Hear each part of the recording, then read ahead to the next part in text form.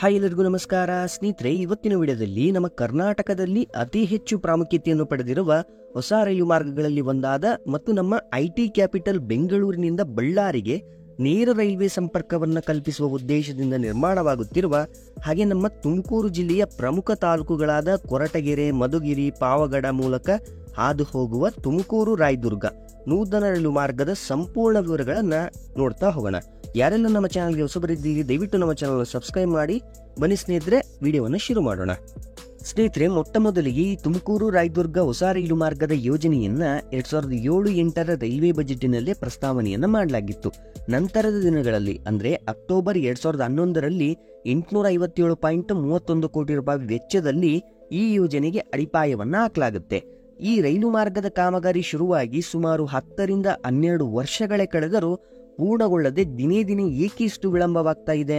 ಇತ್ತೀಚೆಗೆ ಅಂದ್ರೆ 2024-25 ರೈಲ್ವೆ ಬಜೆಟ್ನಲ್ಲಿ ಸಹ ಈ ತುಮಕೂರು ರಾಯದುರ್ಗ ಮಾರ್ಗದ ನಿರ್ಮಾಣಕ್ಕೆ ಬಿಡುಗಡೆ ಮಾಡಲಾಗಿದ್ದ 250 ಕೋಟಿ ರೂಪಾಯಿ ಹಣದಲ್ಲಿ ಎಷ್ಟು ಕಾಮಗಾರಿಯನ್ನ ಪೂರ್ಣಗೊಳಿಸಬಹುದು ಮತ್ತು ನೈಋತ್ಯ ರೈಲ್ವೆಯಿಂದ ಈ ವರ್ಷದ ಅಂತ್ಯದ ಒಳಗೆ ಎಷ್ಟು ಕಿಲೋಮೀಟರ್ ಉದ್ದದ ಕಾಮಗಾರಿಯನ್ನ ಪೂರ್ಣಗೊಳಿಸುವ ಟಾರ್ಗೆಟ್ ಅನ್ನು ಇಟ್ಕೊಳ್ಳಲಾಗಿದೆ.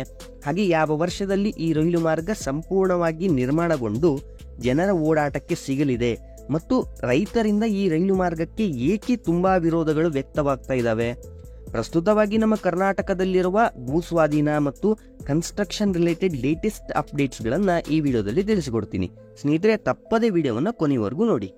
ಸದ್ಯಕ್ಕೆ ಬೆಂಗಳೂರಿನಿಂದ ಬಳ್ಳಾರಿಗೆ ಟ್ರೈನ್ ಮೂಲಕ ತಲುಪಲಿಕ್ಕೆ 2 ಪರ್ಯಾಯ ಮಾರ್ಗಗಳಿವೆ.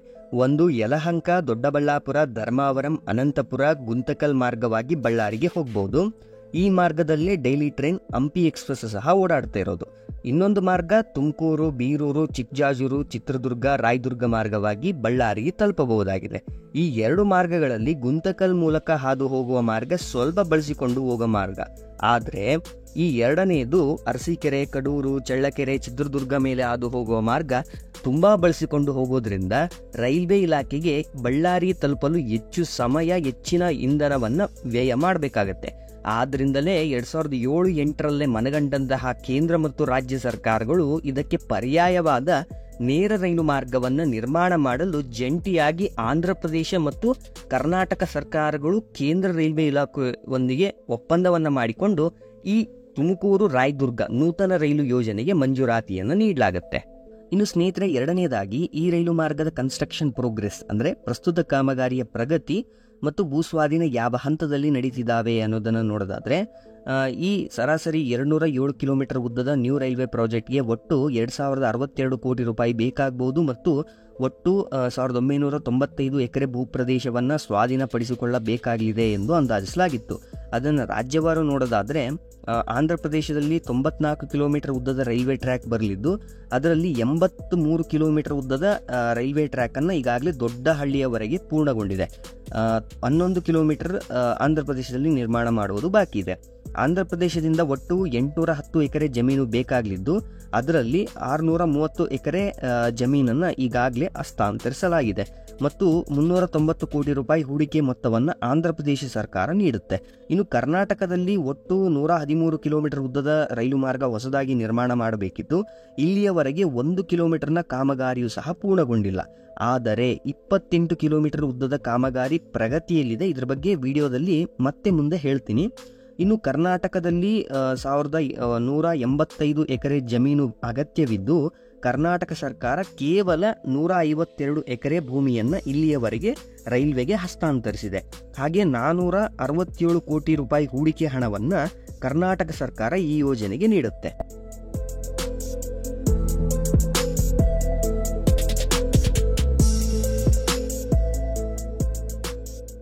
ಸ್ನೇಹಿತರೆ, ಕರ್ನಾಟಕದಲ್ಲಿನ ಕಾಮಗಾರಿಯ ಪ್ರಗತಿ ನೋಡೋದಾದ್ರೆ ಕರ್ನಾಟಕದಲ್ಲಿ 3 ಫೇಸ್ಗಳಲ್ಲಿ ಕಾಮಗಾರಿ ನಡೀತಿದೆ. ಫೇಸ್ 1ರಲ್ಲಿ 11 ಕಿಲೋಮೀಟರ್ ಉದ್ದದ ತುಮಕೂರಿನಿಂದ ಉರುಕೆರೆವರೆಗೂ ರೈಲ್ವೆ ಅಡಿ ಹಾಕುವಂತಹ ಮತ್ತು ರೈಲ್ವೆ ಸ್ಟೇಷನ್ನ ಕಟ್ಟಡ ನಿರ್ಮಾಣದಂತಹ ಕಾರ್ಯಗಳು ನಡೆಯುತ್ತಿದ್ದು ಈ ವರ್ಷದ ಅಂತ್ಯದ ವೇಳೆಗೆ ಅಂದ್ರೆ 2024 ಡಿಸೆಂಬರ್ ತಿಂಗಳಲ್ಲಿ ಕಂಪ್ಲೀಟ್ ಮಾಡುವ ಟಾರ್ಗೆಟ್ ಅನ್ನು ಇಟ್ಕೊಳ್ಳಲಾಗಿದೆ. ಈ 11 ಕಿಲೋಮೀಟರ್ ಉದ್ದದ ಸೆಕ್ಷನ್ ತುಮಕೂರು, ಚಿತ್ರದುರ್ಗ, ದಾವಣಗೆರೆ ಮತ್ತು ತುಮಕೂರು ರಾಯದುರ್ಗ ಈ 2 ಹೊಸ ಮಾರ್ಗಗಳಿಗೂ ಕಾಮನ್ ಸಿಂಗಲ್ ಲೈನ್ ಆಗಿರುತ್ತೆ. ಅಂದ್ರೆ ಉರುಕೆರೆ ಗ್ರಾಮದಿಂದ 2 ಮಾರ್ಗಗಳು ಡೈವರ್ಟ್ ಆಗ್ತವೆ. ಉರುಕೆರೆ ಗ್ರಾಮ ಜಂಕ್ಷನ್ ರೈಲ್ವೆ ಸ್ಟೇಷನ್ ಆಗಲಿದೆ. ಇದರ ಎರಡನೇ ಫೇಸ್ 18 ಕಿಲೋಮೀಟರ್ ಉದ್ದದ ಉರಿಕೆರೆಯಿಂದ ಕೊರಟಗೆರೆವರೆಗಿನ ಕಾಮಗಾರಿಗೆ ಟೆಂಡರ್ ಅನ್ನು ಈಗಾಗಲೇ ನೀಡಲಾಗಿದೆ ಮತ್ತು ಎಸ್ಟಿಮೇಟೆಡ್ ಪ್ರಾಜೆಕ್ಟ್ ಕಾಸ್ಟ್ ಈ ಎರಡೂ ಫೇಸ್ಗಳಿಗೂ ಸೇರಿ 270 ಕೋಟಿ ರೂಪಾಯಿ ಎಂದು ಅಂದಾಜಿಸಿದ್ದು, ಕೇಂದ್ರ ರೈಲ್ವೆ ಇಲಾಖೆ 2024-25 ರೈಲ್ವೆ ಬಜೆಟ್ನಲ್ಲಿ 250 ಕೋಟಿ ರೂಪಾಯಿ ಹಣವನ್ನು ಸಹ ಈ ಸೆಕ್ಷನ್ನ ಕಾಮಗಾರಿಗೆ ಮೀಸಲಿಟ್ಟಿದ್ದಾರೆ. ಪೂರ್ಣಗೊಳಿಸಲು 24 ತಿಂಗಳ ಸಮಯವನ್ನು ನೀಡಲಾಗಿದೆ. ಇದರ ಮೂರನೇ ಫೇಸ್ 16 ಕಿಲೋಮೀಟರ್ ಉದ್ದದ ದೊಡ್ಡಹಳ್ಳಿಯಿಂದ ಪಾವಗಡದವರೆಗಿನ ಕಾಮಗಾರಿಗೆ ಆಗಸ್ಟ್ 2023ರಲ್ಲೇ ಟೆಂಡರ್ ಅನ್ನು ನೀಡಲಾಗಿತ್ತು. ಇದಕ್ಕೆ ಎಸ್ಟಿಮೇಟೆಡ್ ಪ್ರಾಜೆಕ್ಟ್ ಕಾಸ್ಟ್ 175 ಕೋಟಿ ರೂಪಾಯಿ ಎಂದು ಅಂದಾಜಿಸಿದ್ದು, ಪೂರ್ಣಗೊಳಿಸಲು 14 ತಿಂಗಳ ಸಮಯವನ್ನು ನೀಡಲಾಗಿದೆ. ಇದರಲ್ಲಿ ಪಾವಗಡ ರೈಲ್ವೆ ಸ್ಟೇಷನ್ನಲ್ಲಿ ಕಟ್ಟಡ ನಿರ್ಮಾಣದಂತಹ ಕೆಲಸಗಳಾಗಿರ್ಬೋದು, earth work, major bridge, platform, shelter, foot over bridge, electrical ವರ್ಕ್ನಂತಹ ಕಾರ್ಯಗಳನ್ನು ಪಾವಗಡ ರೈಲ್ವೆ ನಿಲ್ದಾಣದಲ್ಲಿ ಮಾಡಲಾಗುವುದು. ಇನ್ನುಳಿದಂತೆ ಮಧುಗಿರಿ ತಾಲೂಕಿನ ರೈಲ್ವೆ ಸ್ಟೇಷನ್ನ ಕಟ್ಟಡದ ಫೌಂಡೇಶನ್ ಹಾಕುವಂತಹ ಕೆಲಸ ಮತ್ತು road over bridge, land mining, ಅಡಿ ಹಾಕಲು ನೆಲ ಸಮತಟ್ಟು ಮಾಡುವಂತಹ ಕಾರ್ಯಗಳು ಪ್ರಗತಿಯಲ್ಲಿವೆ. ಈ ತುಮಕೂರು ರಾಯದುರ್ಗ ಮಾರ್ಗದ ಮೊದಲ ಸೆಕ್ಷನ್ ಅನ್ನ 2015 ಡಿಸೆಂಬರ್ 30ರಂದು 41 ಕಿಲೋಮೀಟರ್ ಉದ್ದದ ಮಾರ್ಗವನ್ನ ಕಲ್ಯಾಣದುರ್ಗದವರೆಗೆ ಆಪರೇಷನ್ಗೆ ಸ್ಯಾಂಕ್ಷನ್ ಮಾಡಲಾಗಿತ್ತು. ಅದನ್ನ ಮತ್ತೆ ಎರಡನೇ ಸ್ಟ್ರೆಚ್ ಆಗಿ ಕದರಿ ದೇವನಪಲ್ಲಿಯವರೆಗೆ ಮಾರ್ಚ್ 2017ರಂದು ಉದ್ಘಾಟಿಸಲಾಯಿತು. ಮತ್ತೆ ರೀಸೆಂಟ್ ಆಗಿ ಅದನ್ನ ದೊಡ್ಡಹಳ್ಳಿಯವರೆಗೆ ಪುನಃ ಎಕ್ಸ್ಟೆಂಡ್ ಮಾಡಲಾಗಿದೆ ಮತ್ತು ತಿರುಪತಿ ದೊಡ್ಡಹಳ್ಳಿಯ ನಡುವೆ ಡೈಲಿ ಪ್ಯಾಸೆಂಜರ್ ಟ್ರೈನ್ ಸಹ ಓಡಾಡ್ತಾ ಇದೆ. ಸ್ನೇಹಿತರೆ, ಇನ್ನು ಈ ತುಮಕೂರು ರಾಯದುರ್ಗ ರೈಲ್ವೆ ಲೈನ್ನ ವಿಳಂಬನೆಗೆ ಬಹುದೊಡ್ಡ ಕಾರಣ ನಮ್ಮ ಕರ್ನಾಟಕ ಸರ್ಕಾರ ಭೂಮಿಯನ್ನು ಸ್ವಾಧೀನಪಡಿಸಿಕೊಂಡು ರೈಲ್ವೆ ಇಲಾಖೆಗೆ ಹಸ್ತಾಂತರಿಸುವ ಕಾರ್ಯದಲ್ಲಿ ಬಹಳ ಹಿಂದೆ ಉಳಿದಿರುವುದು.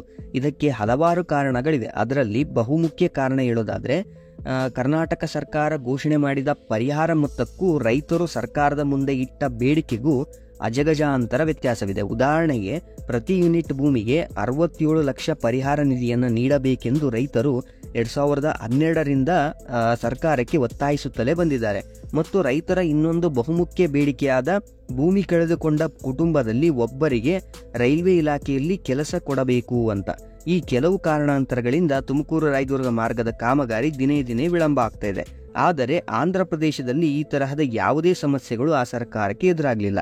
ನಮ್ಮ ನೆರೆ ರಾಜ್ಯದಲ್ಲಿ 2011ರಲ್ಲೇ ಕಾಮಗಾರಿ ಶುರುವಾಗಿ 90% ನಿರ್ಮಾಣದ ಕಾರ್ಯ ಈಗಾಗಲೇ ಪೂರ್ಣಗೊಂಡಿದೆ. ಸ್ನೇಹಿತರೆ, ಮೂರನೇದಾಗಿ ಈ ಹೊಸ ರೈಲು ಮಾರ್ಗ ಯಾವ ಯಾವ ಊರುಗಳ ಮೇಲೆ ಸಾಗಲಿದೆ ಅನ್ನೋದನ್ನು ನೋಡೋದಾದ್ರೆ, ತುಮಕೂರು ರೈಲ್ವೆ ಸ್ಟೇಷನ್ನಲ್ಲಿ ಶುರುವಾಗುವಂತಹ ಈ ರೈಲು ಮಾರ್ಗ ಉರುಕೆರೆ, ಕೊರಟಗೆರೆ, ಮಧುಗಿರಿ, ಹೊಸಕೆರೆ, ಬೆಟ್ಟದೂರು, ಮಡಕಶಿರ, ಕೊಟ್ಟಾಲಂ, ಪಾವಗಡ, ದೊಡ್ಡಹಳ್ಳಿ, ಕಂಬದೂರು, ಕದರಿ ದೇವನಪಲ್ಲಿ, ಮಲ್ಲಾಪುರಂ, ಕಲ್ಯಾಣದುರ್ಗ, ರಾಮನಪಲ್ಲಿ, ಅವಲುದಟ್ಲ, ರಾಯದುರ್ಗ ಮೂಲಕ ಹಾದು ಈಗಿರುವ ಚಿಕ್ಕಜಾಜೂರು, ಚಿತ್ರದುರ್ಗ ಮಾರ್ಗವನ್ನು ಬಳಸಿಕೊಂಡು ಬಳ್ಳಾರಿಯನ್ನು ತಲುಪುತ್ತದೆ. ಸ್ನೇಹಿತರೆ, ಕೊನೆಯದಾಗಿ ಈ ಹೊಸ ರೈಲು ಮಾರ್ಗದಿಂದ ಆಗುವಂತಹ ಲಾಭಗಳು, ಅನುಕೂಲತೆಗಳನ್ನು ನೋಡ್ತಾ ಹೋಗೋಣ. ಮುಖ್ಯವಾಗಿ ನಮ್ಮ ಬೆಂಗಳೂರಿನಿಂದ ಬಳ್ಳಾರಿ ನಡುವೆ ಇರುವಂತಹ ಅಂತರದಲ್ಲಿ 30ರಿಂದ 40 ಕಿಲೋಮೀಟರ್ ಕಡಿಮೆ ಆಗಲಿದೆ. ಇದರಿಂದ ರೈಲ್ವೆ ಇಲಾಖೆಗೆ ಕಡಿಮೆ ಇಂಧನ ವ್ಯಯದ ಜೊತೆಗೆ ಇಲ್ಲಿನ ಜನರಿಗೂ ಕಡಿಮೆ ಟಿಕೆಟ್ ಪ್ರೈಸ್ನಲ್ಲಿ ಕಡಿಮೆ ಸಮಯದಲ್ಲಿ ಬೆಂಗಳೂರು, ತುಮಕೂರು, ಬಳ್ಳಾರಿ, ಗುಂತಕಲ್ಲನ್ನು ತಲುಪಬಹುದಾಗಿದೆ. ನಮ್ಮ ತುಮಕೂರು ಜಿಲ್ಲೆಯಲ್ಲಿ ಹಿಂದುಳಿದ ತಾಲೂಕಾಗಿರುವ ಪಾವಗಡಕ್ಕೆ ಹಾಗೂ ಮಧುಗಿರಿ, ಕೊರಟಗೆರೆ ತಾಲೂಕುಗಳಿಗೂ ಉತ್ತಮ ರೈಲ್ವೆ ಸಂಪರ್ಕ ಸಿಗುತ್ತೆ. ಬಳ್ಳಾರಿ ಇಂಡಸ್ಟ್ರಿಯಲ್ ಏರಿಯಾಗಳು ಮತ್ತು ತುಮಕೂರು ಭಾಗದ ಇಂಡಸ್ಟ್ರಿಯಲ್ ಏರಿಯಾಗಳು ಈ ನೂತನ ರೈಲು ಮಾರ್ಗದ ಲಾಭವನ್ನು ಪಡೆಯಬಹುದು. ಇದರಿಂದ ಹೆಚ್ಚಿನ ಉದ್ಯೋಗಾವಕಾಶಗಳು ಸೃಷ್ಟಿಯಾಗ್ತವೆ. ರೈಲ್ವೆ ಇಲಾಖೆ ಆದಷ್ಟು ಬೇಗ ಗಮನ ಹರಿಸಿ ಈ ಕಾಮಗಾರಿಯನ್ನು ಪೂರ್ಣಗೊಳಿಸಿ ರೈಲುಗಳ ಓಡಾಟಕ್ಕೆ ಅನುವು ಮಾಡಿಕೊಳ್ಳಿ ಅಂತ ಈ ವಿಡಿಯೋ ಮೂಲಕ ಆಶಿಸುತ್ತೇವೆ. ಇನ್ನು ಈ ಮಾರ್ಗವನ್ನು 2027 ಡಿಸೆಂಬರ್ ಅಂತ್ಯಕ್ಕೆ ಪೂರ್ಣಗೊಳಿಸುವ ಬಗ್ಗೆ ಮಾಹಿತಿಗಳಿವೆ. ಸದ್ಯಕ್ಕೆ ಕಾಮಗಾರಿ south western railway zone division Hubli ಅಡಿಯಲ್ಲಿ ನಿರ್ಮಾಣ ಮಾಡಲಾಗ್ತಿದೆ. ಸಂಪೂರ್ಣಗೊಂಡ ನಂತರ ಈ ಮಾರ್ಗವನ್ನು south western railway zone division ಬೆಂಗಳೂರಿಗೆ ಹಸ್ತಾಂತರಿಸಲಾಗುವುದು. ಈ ಮಾಹಿತಿ ನಿಮಗೆ ಇಷ್ಟವಾದಲ್ಲಿ ತಪ್ಪದೆ ಬೇರೆಯವರಿಗೂ ಶೇರ್ ಮಾಡಿ, ನಮ್ಮ ಚಾನಲ್ಗೆ ಸಬ್ಸ್ಕ್ರೈಬ್ ಮಾಡಿ. ಈ ವಿಡಿಯೋವನ್ನು ಸಂಪೂರ್ಣವಾಗಿ ನೋಡಿದ್ದಕ್ಕೆ ಧನ್ಯವಾದಗಳು.